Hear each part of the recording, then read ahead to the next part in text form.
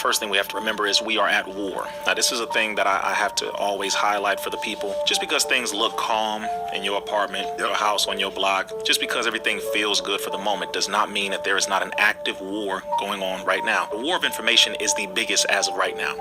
Billions of dollars are poured into psychologists in the Department of Defense, the Department of Education, all of these departments. The primary area is psychologists who they use to map out patterns, study those patterns, remove what didn't work, keep adding on what did work, wash, rinse, and repeat, and continue to do that to indoctrinate the masses over and over again. So what they're looking at is, if we use fear, one, we know that chemically has certain chemicals that mix from the brain into the rest of the body. If you get a person to be afraid, you can hypnotize them, you can install command phrases, and essentially it's actually what the CIA does, something called PDH, pain drug hypnosis, where they physically induce pain, they drug you, then they hypnotize you. Okay, so you need all those ingredients. They studied this, they did it with Adolf Hitler. Back then they did it with the US military. They are very good at hypnotizing the people. So they studied that and they said, well, if we have the access to the minds of the people, we use certain colors, we use certain tones, music, etc., and we inject ideas. So they're using these phones, which we all now have, and they're injecting these ideas. You're gonna die, you're gonna die. Don't you want to see your parents? Don't you want to be around your grandparents? Don't you want to see your children live?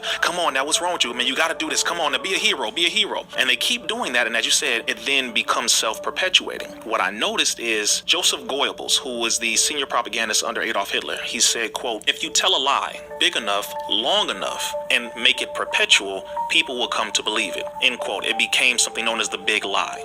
So the U.S. government continues to say, safe and effective, safe and effective. COVID killed this many people. This virus is coming. Get prepared for this long winter. You got to get your shots. You got to get your shot. And they keep repeating it, because repetition, one, is the first law of learning, but two, repetition is also a command installment mechanism. You got to keep repeating whatever it is. And so the people, if they are weak mentally, they're going to succumb to it. The mind is very weak after a while, and the people are becoming victims of being weak-minded. They don't read, they don't study, they do not exercise mental calisthenics, even though we do physical. So they have to get into that position where they have to realize, I have to sharpen this and build the mental muscle in order for me to fight this enemy. So that's why, again, they use fear, because it's very effective. As Minister Farrakhan and our brother Nuri and many others have said, fear is an acronym which stands for false evidence appearing real.